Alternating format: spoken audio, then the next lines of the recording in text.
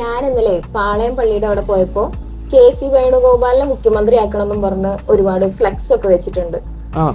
ആ അപ്പോ എലക്ഷനിൽ അദ്ദേഹം പാർട്ടിസിപ്പേറ്റ് ചെയ്തിട്ടില്ലല്ലോ. അപ്പൊ എലക്ഷനിൽ പാർട്ടിസിപ്പേറ്റ് ചെയ്യാണ്ട് ഒരാൾക്ക് മുഖ്യമന്ത്രിയാവാൻ പറ്റുമോ? ഞാൻ പറയട്ടെ, നീ ഇലക്ഷൻ നിന്നിട്ടുണ്ടോ? ഇല്ലല്ലോ. ഇല്ല. പക്ഷെ വേണമെങ്കിൽ നിന്നെ മുഖ്യമന്ത്രിയാക്കാം.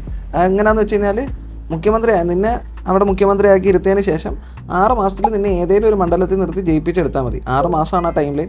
ഇനി ഞാനിപ്പോൾ ഞാൻ ഒരു എം എൽ എ ഇലക്ഷന് നിന്ന് ഞാൻ തോറ്റാലും എന്നെ എന്ത് ചെയ്യാൻ പറ്റും? ഒരു മിനിസ്റ്ററാക്കി വെച്ചിട്ട് 6 മാസത്തിനുള്ളിൽ എന്നെ ജയിപ്പിച്ചെടുത്താൽ മതി. ഇത് സെൻട്രൽ ഗവൺമെൻറ്റിലും പറ്റും, സ്റ്റേറ്റ് ഗവൺമെൻറ്റിലും പറ്റും.